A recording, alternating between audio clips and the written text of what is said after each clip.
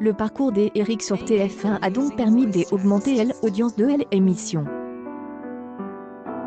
Au grand plaisir de Jean-Luc Reichmann, le présentateur, qui accueille régulièrement sur les réseaux sociaux.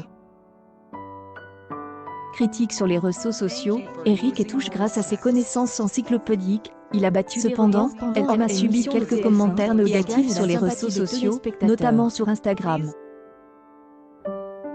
Eric a indiqué qu'il était affecté par les moqueries, les insultes et autres accusations de tricherie qui se multipliaient sur le web.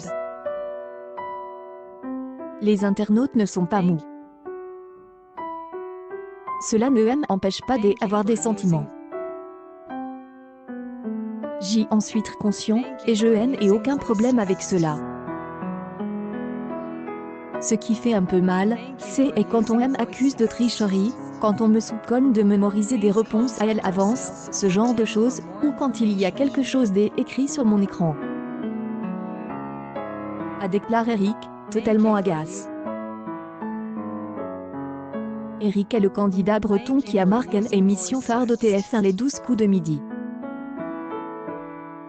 Depuis plus de 6 mois, le joueur bat des records. Il a accumulé un total de 199 apparitions dans le jeu et fait oublier Kwezida, le précédent détenteur du record. Mais sur les réseaux sociaux, de nombreux téléspectateurs accusent Eric de tricher, ce qui agace profondément. Des accusations de tricherie qui le répugnent, ces accusations de tricherie le révoltant, poursuit-il, la production ne pas donne le bénéfice de questions plus simples pour devenir le nouveau maître de TF1. Il ne peut plus supporter ces accusations.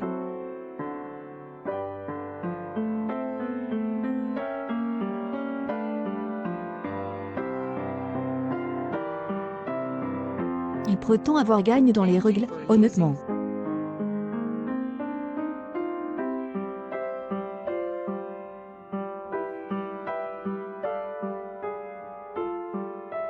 J'y ai beaucoup de chance, mais quand même, pour une fois, j'y ai pu prendre l'avion, et j'y ai gagné un voyage en Italie, qui sera report, j'y ai gagné un voyage en Irlande, qui sera reporté et puis j'y ai eu des billets pour un spectacle, et c'est fini, a déclaré le champion. Eric, le champion de tous les records Eric, battu en juin, est aujourd'hui le nouveau maître du midi à détrôner sur TF1. Il a envoyé les anciens champions aux oubliettes, Paul et Christian Kwezida. J'y attends ce moment depuis très longtemps, depuis que j'y ai de passe Paul, j'y y pense, c'est une forte émotion, un énorme soulagement, et puis tous les horizons sont ouverts maintenant, c'est plus qu'un bonus, a déclaré Eric, peu avant de battre le record. Au total, Eric a en poche 921 316 € sur TF1, soit assez pour réaliser de beaux projets. Un coup du sort, Eric, les 12 coups de midi, n'a pas pu profiter de ses nombreux gains. Eric perd ses cadeaux pour rappel, le 19 juin, Eric a été éliminé après 199 un record qui lui a permis de gagner 921 316 de gains. Cette somme prend en compte 37 111 cadeaux. Parmi ces cadeaux, des prix alléchants mais aussi des séjours pour lui et sa famille. Heureusement, comme il a confié ce vendredi 3 juillet 2020 sur TF1, Eric n'a pas pu profiter de ces beaux cadeaux, je ne désespère pas de partir un jour avec les voyages que j'y ai gagne. J'y avais gagné un voyage à Venise, mais il est tombé haut. Et est invité à un Grand Prix de Formule 1, qui a été annulé. J'y étais censé assister à un match de rugby, qui n'aura probablement pas lieu. Et gagne un voyage en Irlande. Et jusqu'au 31 octobre pour le faire. Nous croisons les doigts, a-t-il expliqué.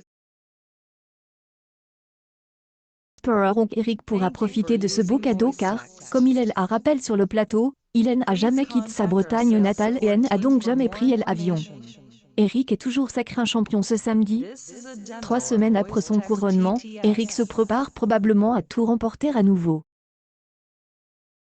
Le père de famille est en effet qualifié contre Hakim, Paul, Timothy et Alexandre.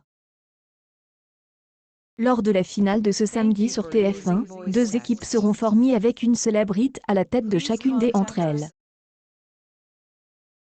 On retrouvera Anne Roumanoff contre Claudio Capéo.